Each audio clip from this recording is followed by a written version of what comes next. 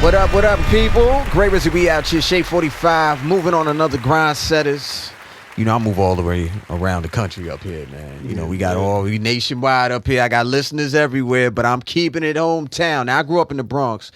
Uptown, Harlem, to me, it's all, I'm not going to say it's the same thing, but the way I've been moving back and forth is all one love for me. Man. You represent the east side of Harlem, man. Yeah, man. It's Truth Harlem, be told is up in the building. Congratulations on everything, bro. Appreciate it, man. That's the working hard, man. It's a long time coming. A lot of studying, a lot of making sure I brush up on these business skills for this music. How long have you been rapping? I've actually been rapping since about 15. I've always been in music, used to mess around, making beats, lunchroom shit for the other rappers. One day somebody ain't show up. It was my turn to start rapping. I couldn't just be the one making the beats. Everyone heard me, thought my first rap, they couldn't believe it. So kind of hyped me up. More I paid attention to it, the more I liked it, realized this was for me. Got you, man. And 15, you talking about high school now. How many years we talking? Like 10 years, 12 years, something More like than that? 10. I'm 32 right now, man. Look at that, bro. Congratulations on staying consistent, too. Yeah, man.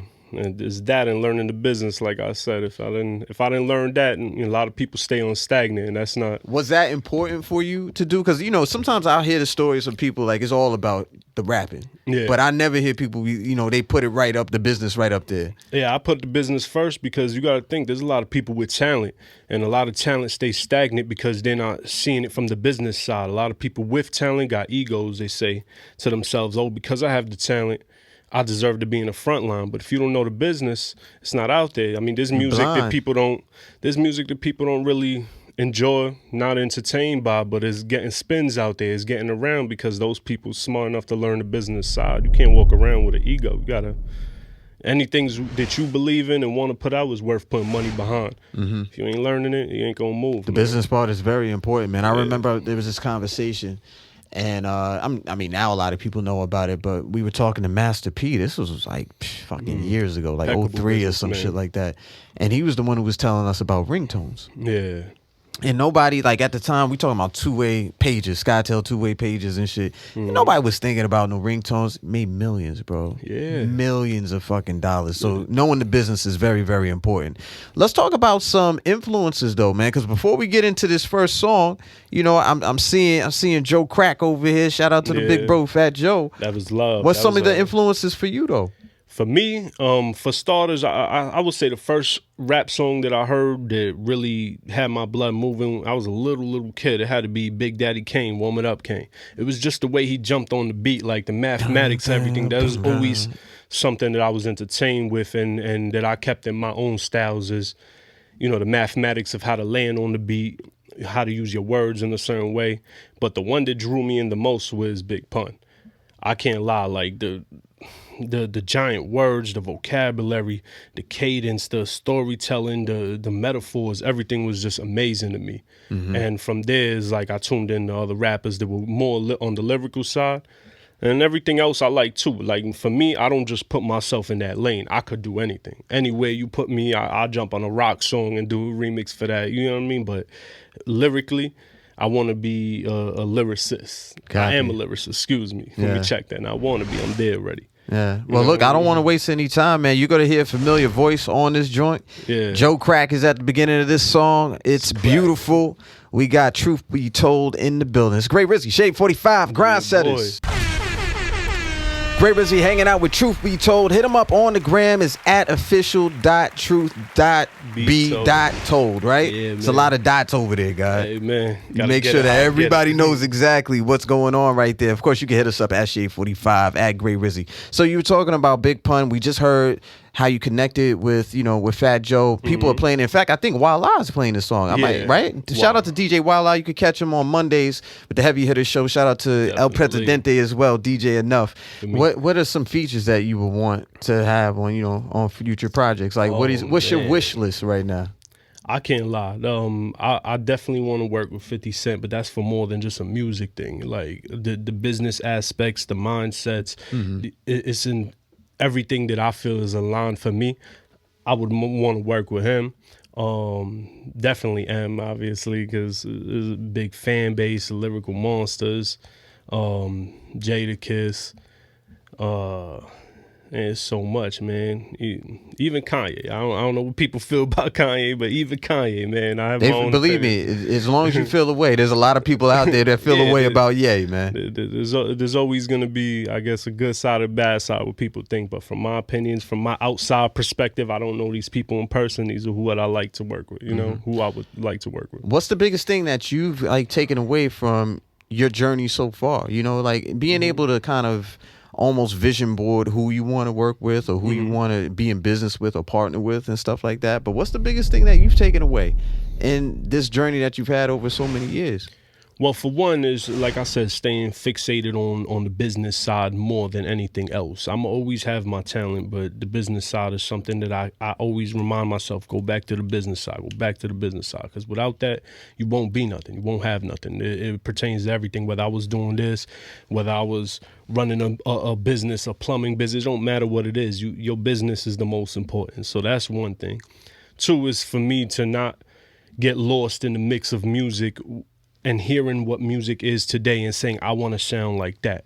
I put out what I feel I like. You want to stay authentic to yourself. I like that. Because I feel like when you start, like every now and then I'll hear something, but like, yeah, this kind of motivate me to do a little song like this. I'll do something like that because I got different styles and I could, in my opinion, I'll kill any style I put in. You know what I mean? But I wanted to make sure that people relate to my story and not me just trying to rush to put out music and remove the quality behind my thoughts. And then you're chasing something that isn't you. I definitely agree with you on that. You find yourself in it. That's what actually my song "Beautiful" is about. The song "Beautiful" is about. Well, hold on that because we're gonna get to that. Oh, okay, we're gonna definitely get to that. I'm not gonna leave before we play that song. But how about this? What do you mentioned "Warm It Up" King. You mentioned Big Pun. You mentioned, of course, we got, Don Cartagena, man, Fat Joe. Give me a song to play for the people right now. A song from any of those people. Like, give me one of those joints. That shit? All right, I'm gonna do Big Pun, and it's Big Pun and Black Thought. Damn. I can't remember the name off the top of my head, but I swear it's hard. It's off the second album, I think. Is it off the second or first album? Yeah, man. It's a crazy, like, the way he spit there, man, that shit blew my mind. I show that song to this day to everybody. I be like, yo, you ever heard this song? I know who Big Pun is. Is it Lyrical Monsters? I forget what the name is. Yo, that song is crazy. Off the top of my head, it left me, but... We go super lyrical. Super lyrical. I said Lyrical Monsters. Shout out to my man Izzy right here. Izzy, thank you. Izzy with the assist, my man right there. That's right. Him. That's why he come with me everywhere. You know what I mean? We're gonna play that joint right here. We got Truth Be Told in the building. Don't go anywhere. It's Gray Rizzy. We out here. Shade 45. Truth Be Told is in the building. Make sure you hit him up on that gram at official.truth.betold. You gotta get the b.told. All right, let me say it one more time. Official.truth.b.told. Yeah, man. Make it complex for them, man. Yeah, they ain't gonna forget that shit right there, bro. They ain't gonna forget it at all. It's Gray Rizzy as well, man. Hit us up at Gray Rizzy at Shade 45. So look, we're here now. We're about to go ahead and blast off Big Time, which you actually just dropped a couple of weeks ago. What's the vision, or at least what's the goal for the remainder of 2022? Because I've been consistent with this message. This summer is going to be one of the illest summers for music because people are going to be able to see artists like yourself and some of their biggest artists that are out there in the world for the first time on a stage in a while. Yes, they're able to see them, in person. What's your goal for the rest of the summer or the rest of the year as a whole? Well, for starters, I'm never going to let go of the 2 songs that I dropped recently, continue marketing those. But I'm trying to get more music out. I'm trying to get my videos out. I'm trying to push as much as possible, connect with as many plugs as possible, push my brand all the way out there, especially like you said, now that things are opening up where people could perform. I don't care if I do small local shows or big shows, as long as I'm getting out there doing my thing, because I'm already pushing my music as far as it could go. My shit is playing in like 143 countries right now. It's crazy to hear, Spotify, right? And there's only 190 something countries. When I saw it myself, like some people might get a big head, but for me, that's humbling. Like I love that type of thing, and it lets me know that what I'm doing is the right moves. Right. You know what I mean? I'm not sleeping on myself, and I'm not sleeping on nobody else. Just fixated on mine. You know what I mean? Not that I don't want to get away from the music too much, but we've been talking about a lot of business, and I'm just curious, man. You sound like you want to be a CEO. Would you sign artists to your company?